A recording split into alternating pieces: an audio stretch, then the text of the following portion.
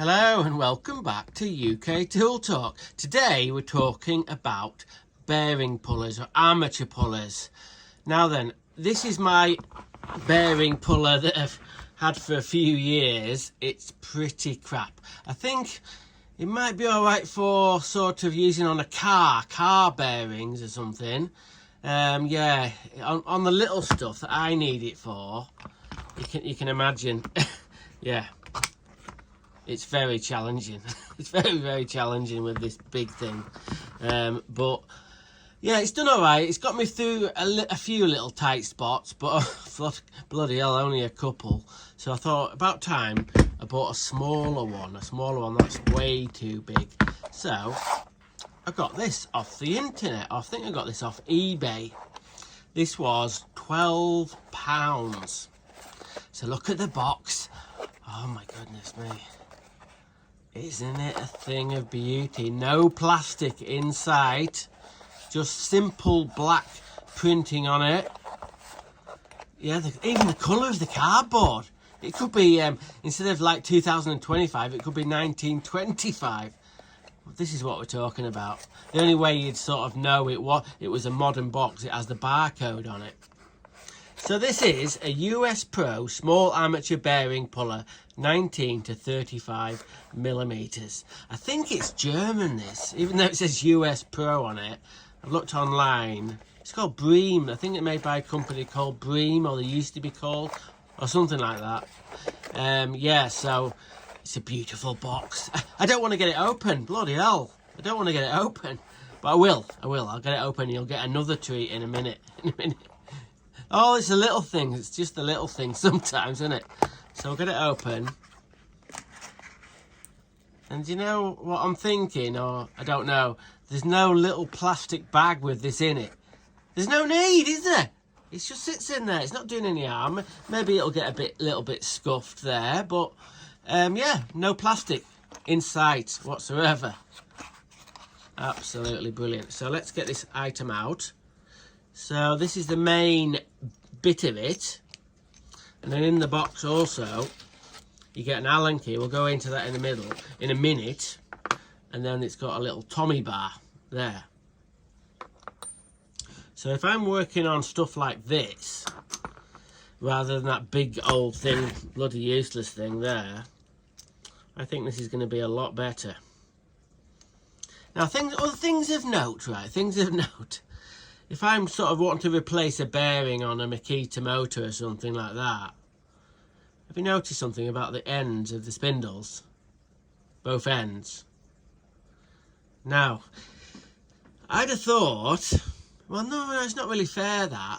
If you've got like a component maybe in a car that is what they call a sort of like a replaceable item, there'd be a little sort of indent in the middle of there. So what that would do, it would centralise your pin when you were doing your pulling out of your bearing, and this bit here wouldn't skip about everywhere.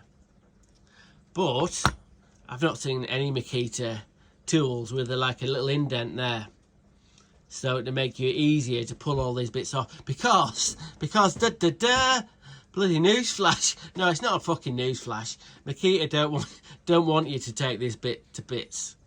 They just think, oh well, there'll be extra manufacturing cost to putting little indents in there, because it'll be quite hard steel there on both ends. So they think, well, if the bearing goes knackered, chances are the other bit's going to be probably knackered. We'll try and get the bloke or whoever it is to get a new one of these, or they're probably angling towards you.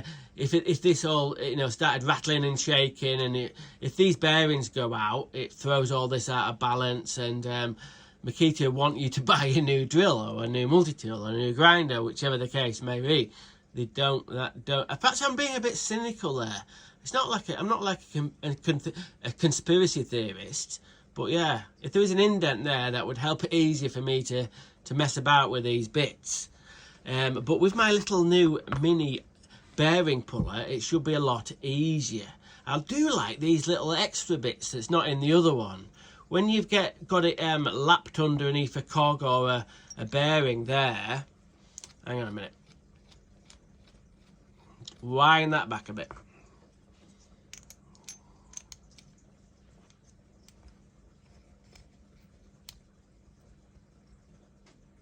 So, if you get it sort of set up there, what you can do, stop these bits here spreading, is you run these up.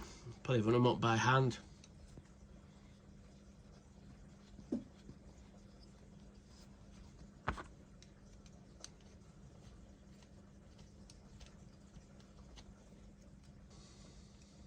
Okay, so these two bars here are nipped in, so that stops them spreading, and then you can put your little Tommy bar in there and start turning.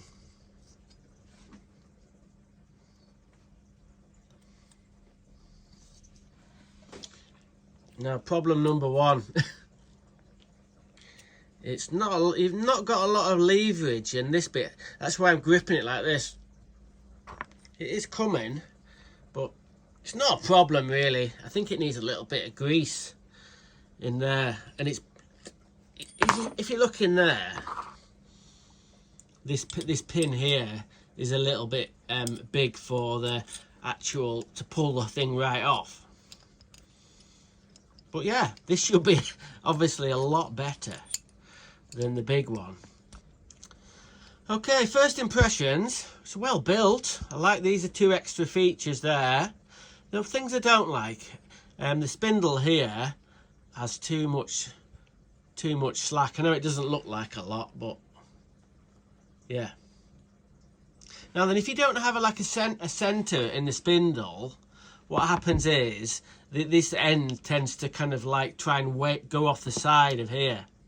So a little bit, and it did have quite a sharp end on it there, and we've been using it a couple of times. It's flattened it, so that goes into another sort of we'll do a little bit of a test about how hard the metal is. So that's not very hard, that bit there, but it doesn't whether it's hardened at the end. We'll just do a little bit of a test at the end. No, it's the same, quite soft. I imagine that the actual spindle bit will be quite hard. We'll try and find a spot there. Not really. But yeah, so it's not the hardest of metals, but it's only meant to be for little jobs. This, so yeah, I don't think I'm going to break it.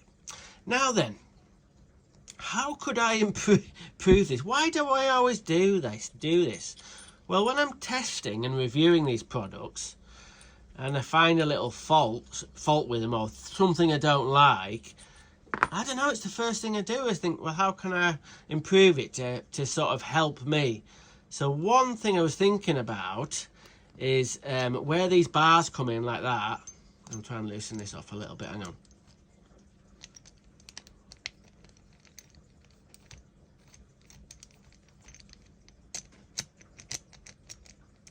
Right, so where these bars come in and out like that, the minimum I think you can get them is there. So then you can pull the jaws into there like that. But if you want some to go in a little bit more, without altering it, you should have a look. Well, not me though, because what I'm going to do is I'm going to see that little raised bit there. I'm going to sort of scoop a bit out of both handles so these bars come closer together. And also I'm going to shave a little bit off that so it gets a little bit sharper, that, so I can get it in tighter spots. Yes, it will weaken it a little bit, but I think it will improve it. So I think what the crack is, if you buy something and you can make it better, why not? And the good thing about this item, it's all metal, so I can grind it down or drill. I can do out to it really. Even if I could even get a bit welded on if I wanted to. So buying a product sometimes is not the end of the story. So I'm gonna tinker about with it, and then I'll come back to you and show you if the modifications I'm going to do. Modifications on a really, I've got to say, for the price point, I don't know, it doesn't say where it's manufactured, But for the price point, oh my God, 12 quid for that. 12 quid for that. I pay 12 quid for the cardboard box. Do you know what I mean? It's a thing of beauty. Anyway, a lot better than that bloody thing.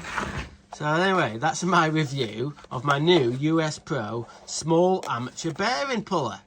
And I'll do a video in a bit once I've tinkered with it a little bit, and maybe I'll tell you later on, because the testing is starts now really, because I've only had a couple of goes at it. Anyway, okay, I'll see you next week on UK Tool Talk.